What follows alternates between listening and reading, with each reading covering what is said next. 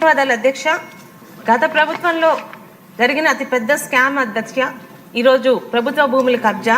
ముఖ్యంగా ఈరోజు శాసనసభ్యులమైన మాకు వచ్చే వినతి పత్రాల్లో 70% ఈ భూముల గురించి సంబంధించింది అధ్యక్ష.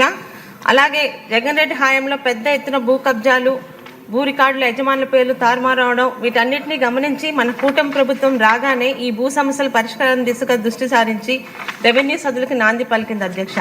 అయితే శాసనసభ్యురాలుగా ఈ రెవెన్యూ సదస్సుకు వెళ్ళినప్పుడు అక్కడ మాతో ఉన్న అధికారులు ఒక ప్రాక్టికల్ ప్రాబ్లం చెప్పగలిగారు అధ్యక్ష. ఈరోజు ఇక్కడ గవర్నమెంట్ భూముల మీద ఏదైతే ప్రైవేట్ వ్యక్తులు కబ్జాలు చేశారో వాటి మీద చిన్న చిన్న ఆక్రమణలు చేసి చిన్న చిన్న కట్టడాలు కట్టారు అధ్యక్ష.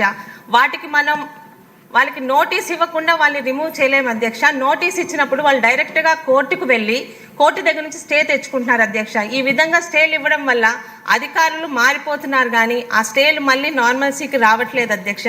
దయచేసి మీ ద్వారా రెవెన్యూ మంత్రి గారికి విన్నవించడం ఏంటంటే, దయచేసి కోర్టులు కూడా ఈ ప్రభుత్వ భూముల మీద ఈ స్టేలు ఇచ్చినప్పుడు కొంచెం ఆలోచించేలాగా మన ప్రభుత్వం తరఫు నుంచి వాళ్ళకి మనం మెసేజ్ పెట్టకపోతే అధ్యక్ష, కొన్ని కోట్ల విలువైన ప్రభుత్వ భూములు ఇలాగే కోర్టు రికార్డులోనే ఉండిపోయి వాటి మీద ఎటువంటి సమస్యకి పరిష్కారం ముందుకు వెళ్ళట్లేదు అధ్యక్ష. ధన్యవాదాలు అధ్యక్ష. ప్రశాంత్ రెడ్డి గారు.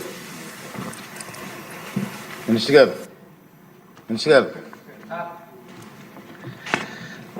థ్యాంక్ యూ అధ్యక్ష. గౌరవ సభ్యులు అదితి గారు, బండారు శ్రావణి గారు అని అడిగినే అడుగుతున్నారు. అది కూడా చూసుకోవాలి, మీరు కొద్దిగా చూసుకోకుండా చెప్పాలి. గౌత్ శిరీష్ గారు అందరు కూడా అంటే ఈ రాష్ట్రంలో యాక్చువల్గా ఉన్నటువంటి పరిస్థితి అధ్యక్ష. ఎందుకంటే అధ్యక్ష, గత పరిపాలకులు అధ్యక్ష ఏదైతే మనుషులు ఉన్నటువంటి ఎమోషన్ దెబ్బతినే విధంగా వారి యొక్క ఆలోచనలు కూడా పరిగణన తీసుకోకుండా రీసర్వే అని చెప్పేసి, అంటే ఏదైతే మంచి కాన్సెప్ట్ అధ్యక్ష, డిజిటల్ చేయాలని చెప్పేసి కేంద్ర ప్రభుత్వం సపోర్ట్ చేస్తున్నటువంటి పూర్తి 100% సపోర్ట్ చేసినటువంటి కార్యక్రమం అధ్యక్ష. కానీ వీళ్ళు స్వార్థంతో దోచుకోవాలి, పేదల్ని ఇబ్బంది పెట్టాలి, ఏదైతే గ్రామ కంఠాలు ఉన్నాయో లేకపోతే గ్రామంలో సర్ప్లస్ ల్యాండ్స్ ఉన్నాయో అవన్నీ కూడా వారి అనువాయిల పేరు రాసుకోవాలని చెప్పే దురాలోచనతో ఈ గత రీసర్వే చేశారు అధ్యక్ష. గతంలో 6,688 గ్రామాల్లో చేశారు అధ్యక్ష. ఆ 6,688 గ్రామాల్లో అధ్యక్ష మాకు దాదాపుగా 2,79,712 అర్జీలు వచ్చినాయి అధ్యక్ష. అంటే మేము ఏదైతే గ్రామ సభలు నిర్మించాము, ఎందుకంటే మన ప్రభుత్వం వచ్చిన తర్వాత అధ్యక్ష పెద్దలు చెప్పినట్టుగా 100-80% రెవెన్యూ సమస్యలు వస్తూ ఉన్నాయి కాబట్టి తప్పకుండా ఇటు పరిష్కరించాలని చెప్పేసి గౌరవ ముఖ్యమంత్రి గారు స్పెషల్ డ్రైవ్గా తీసుకుని ముందుకెళ్ళమని చెప్పారు అధ్యక్ష. దాంట్లో భాగంగానే రీసర్వేకి గ్రామ సభలు పెట్టాము అధ్యక్ష. ప్రతి ఒక్క రీసర్వే జరిగిన గ్రామంలో ఈ సభలు ఏర్పాటు చేసిన అధ్యక్ష. అవన్నీ కూడా అంటే దాదాపుగా 98% అధ్యక్ష. ఎందుకంటే 2,74,327 అర్జీలు మేము రిడ్రెస్ చేసి వారికి అందరి దగ్గర కూడా అంటే మేము సాటిస్ఫై అయ్యాము అని చెప్పి లెటర్ తీసుకునే దాకా కూడా మా క్షేత్రస్థాయిలో మా అధికారులు వెళ్ళి ఆ గ్రామాల్లో గ్రామ సభలు పెట్టి పరిష్కరించారు అధ్యక్ష. ముఖ్యంగా చెప్పిన విషయం అధ్యక్ష, జాయింట్ ఎల్పిఎంలో అధ్యక్ష ఒకే ఎల్పిఎంలో ఎక్కువ మంది యజమానులు ఉంటే అధ్యక్ష ఈ యొక్క ప్రాబ్లం వచ్చింది అధ్యక్ష. అందుకనే దీన్ని పరిగణన తీసుకుని ఏదైతే మేము రెవెన్యూ సదస్సులు పెట్టామో అలాగే రీసర్వే గ్రామ సభలు పెట్టామో వీటిలో వచ్చినటువంటి సమస్యలు చూసుకుని ఇవన్నీ విడగొట్టే విధంగా ఏదైతే 1/1/2025 నుంచి 6 నెలల పాటు ఫీజు మినహాయింపుతో పాటు కూడా సిటిజన్ సర్వీసులను ప్రవేశపెట్టాం అధ్యక్ష.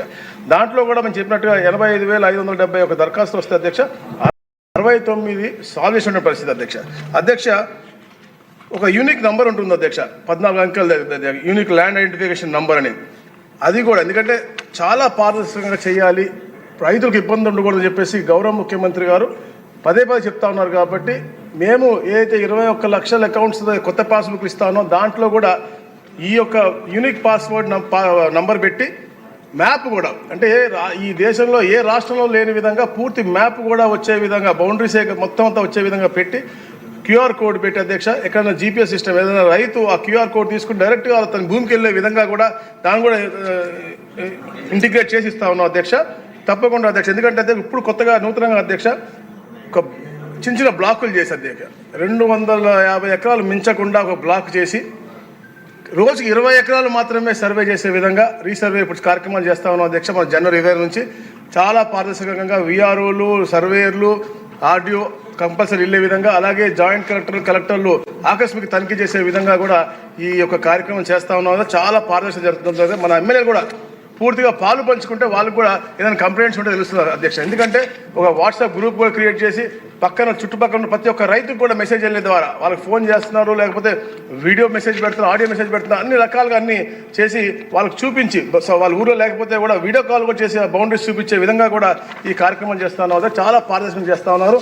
గౌరవ మన ఎమ్మెల్యే గారు, గోపాలపురం ఎమ్మెల్యే గారు కూడా ఒక సమస్య ఇట్లా చెప్పారు అధ్యక్ష, కుర్కురి అనే విలేజ్ గురించి అధ్యక్ష. దాన్ని కూడా తప్పకుండా, ఎందుకంటే పూర్తి గ్రామం మేము సర్వే చేయలేము కాబట్టి మెయింటెనెన్స్ ఎక్కడెక్కడ సమస్యలు ఉన్నాయో పూర్తి గ్రామానికి కూడా మేము ఆ పరిష్కారం దిశగా ముందుకెళ్తా ఉన్నది. అంత పారదర్శకంగా చేస్తాను అధ్యక్ష. తప్పకుండా ఎవరైతే భూ హక్కులు ఉన్న యజమానులకి న్యాయం చేయాలని తప్పంతోనే ఈ ప్రభుత్వం పనిచేస్తా ఉంది అధ్యక్ష. అలాగే సోదరి శిరీష్ గారు చెప్పారు ఏజెన్సీ ప్రాంతంలో ఉన్న ఇబ్బంది గురించి అధ్యక్ష. ఐఏఎస్ ఆఫీసర్స్ మనకి సబ్ కలెక్టర్ ప్రత్యేక శ్రద్ధతో అధ్యక్ష అక్కడ స్పెషల్ డ్రైవ్ కూడా తప్పకుండా చేస్తాం అధ్యక్ష. అలాగే free hold properties, DKT properties గురించి అడిగారు అధ్యక్ష. అవన్నీ కూడా, ఎందుకంటే దాని మీద కూడా పెద్ద స్కామ్ జరిగింది అధ్యక్ష. దాదాపుగా అన్లాఫుల్గా 5 లక్షల పైన ఎకరాలు వాళ్ళు చేసుకున్నారు అధ్యక్ష. దాని రిజిస్ట్రేషన్ కూడా 8,000 పై చీలు జరిగినాయి అధ్యక్ష. అవన్నీ పైన అటుపైన కూడా మేము అధ్యయనం చేస్తా ఉన్నాం. జియోఎం వేసాం అధ్యక్ష, మొన్న కూడా చెప్పాను అసెంబ్లీలో. ఆ జియోఎం ద్వారా ఈ డీకేటీ పట్టాలు, ఫ్రీ హోల్డ్ గురించి కూడా మేము తప్పకుండా డిసిషన్ తీసుకుంటాం అధ్యక్ష. థ్యాంక్ యూ అధ్యక్ష. Question number 832